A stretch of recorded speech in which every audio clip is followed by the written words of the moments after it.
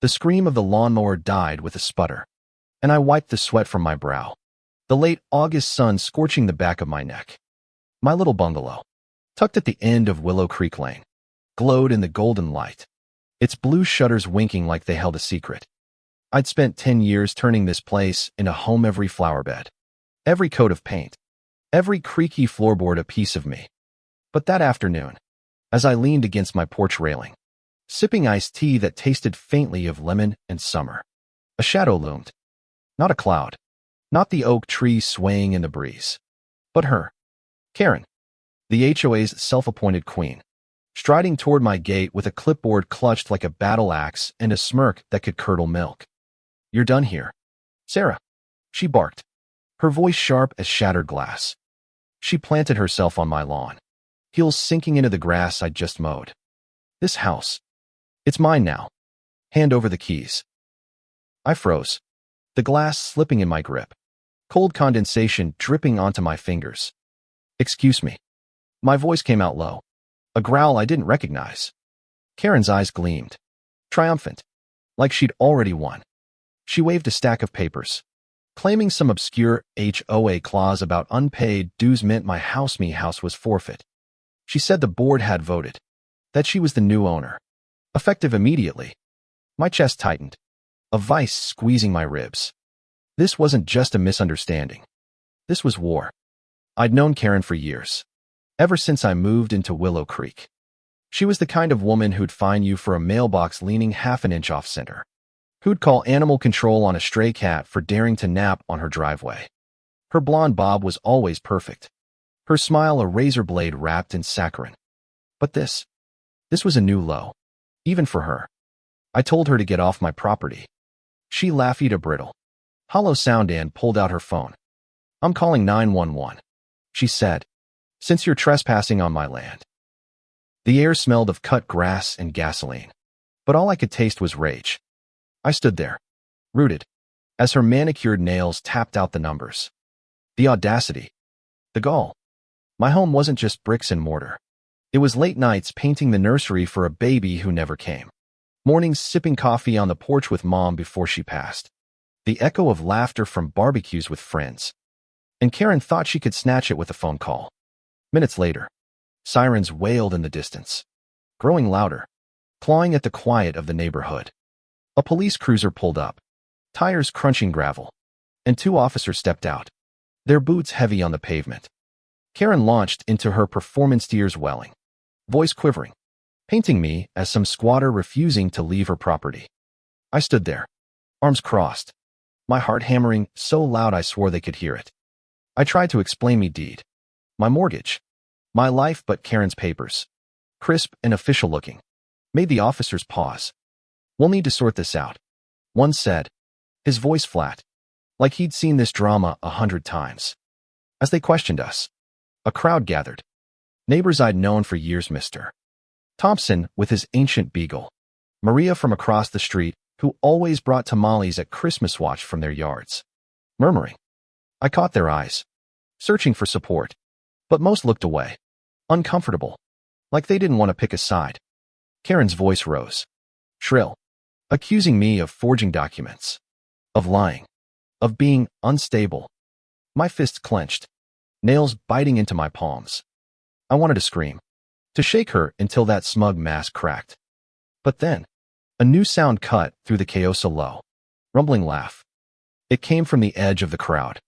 An older woman, maybe 60, leaned against a beat-up pickup truck I hadn't noticed before. Her hair was a wild tangle of silver, her denim jacket frayed at the cuffs. She wasn't from Willow Creek. I'd never seen her before. She stepped forward, her boots scuffing the dirt, and lit a cigarette, the flame flaring briefly in the dusk. "Y'all are putting on quite the show," she drawled, exhaling a cloud of smoke that curled like a ghost. "But Karen, honey, you're full of it." The officers turned, startled. Karen's face went slack, her phone still clutched like a lifeline. "Who are you?" she snapped, but there was a tremor in her voice now, a crack in her armor. The woman took another drag, slow, deliberate, and flicked ash onto the ground. "Name's Ellie. Used to work for the county clerk's office. Retired last year. And I'm real curious about those papers you're waving around. Ellie's arrival was like a match struck in a dark room. She didn't just walk into the scene. She owned it. Her presence heavy with authority and a kind of reckless confidence that made Karen shrink. Ellie asked to see the documents. Her voice calm but unyielding, like a river wearing down stone. The officers handed them over, and Ellie scanned them, her lips twitching into a smirk. "Well, damn," she said, loud enough for the crowd to hear. "These are fakes. Good fakes. I'll give you that. But the county seal's off. And this signature belongs to a clerk who's been dead for 3 years." A gasp rippled through the neighbors. Karen's face turned ashen, her mouth opening and closing like a fish drowning in air. I felt a surge of vindication, hot and sharp, but also a pang of something else bitty. Maybe. Or disgust. How far had she gone to pull this off? Forging documents. Lying to the police. All to steal my home. The officers turned to her, their faces hardening. "Ma'am," one said, "we're going to need you to come with us." Karen's composure shattered. "This is a mistake," she shrieked, her voice a jagged edge. She pointed at me, her finger trembling. "She's the liar. She's the one who doesn't belong here." But the crowd wasn't buying it anymore. Maria stepped forward, her eyes blazing. "Sarah's one of us," she said, her voice steady. "You're the one who's been bullying everyone for years." "Mr." Thompson nodded, his beagle yawning at his feet. One by one, the neighbors spoke up, their voices weaving a chorus of defiance. I stood there, my breath shaky, the weight of their support washing over me like a warm tide. Ellie tossed her cigarette, but into the dirt, and ground it out with her heel. "You picked the wrong fight, Karen," she said, her voice low, almost kind. "Greed makes you sloppy."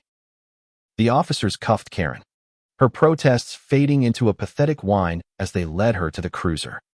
The crowd parted, silent now, watching her go. I caught a glimpse of her face as the door slammed shut, eyes wide. Mascara streaking, the queen dethroned. The sirens wailed again as the cruiser pulled away, fading into the twilight. I should have felt triumphant, but my legs gave out, and I sank onto the porch steps, the wood cool against my skin. The air smelled of jasmine now, the evening breeze carrying it from the garden I'd planted with Mom. Ellie crouched beside me, her hand resting lightly on my shoulder. "You okay, kid?" she asked, her voice softer now, like a mother checking a scraped knee. I nodded, but tears stung my eyes. "Why'd she do it?" I whispered. "What kind of person tries to take someone's home?" Ellie sighed, long and heavy, like she'd seen too much of the world. "Some folks think they can bully their way to power. They forget it's the little things: community, trust, a place to call home that hold the real weight." She stood, brushing dirt from her jeans. "You fought for yours. That's what matters." The neighbors drifted over, offering hugs, apologies, promises to help. Maria pressed a tamale into my hands, still warm, its corn husk wrapping crinkling softly. "Mr. Thompson muttered about starting a petition to disband the HOA entirely. For the first time in hours. I laughed, the sound raw but real. As night fell, the stars blinked awake, sharp against the velvet sky. I sat on my porch, the tamale untouched in my lap, and let the sounds of Willow Creek settle around meth hum of crickets, the rustle of leaves, the distant bark of a dog. This was my home, not because of a deed or a key, but because of the people who'd stood with me, the memories I'd woven into its walls. Karen's downfall wasn't just her arrest. It was the moment she underestimated us. She thought she could rule with fear, but she forgot the strength of a community bound by something deeper: loyalty, love, the quiet courage to stand up for what's right. I looked out at my little bungalow, its lights glowing warm against the dark, and felt a fire kindling in my chest. We'd won, not just for me, but for everyone she'd ever tried to break. And that victory, hard won and bittersweet, tasted sweeter than any lemon iced tea ever could.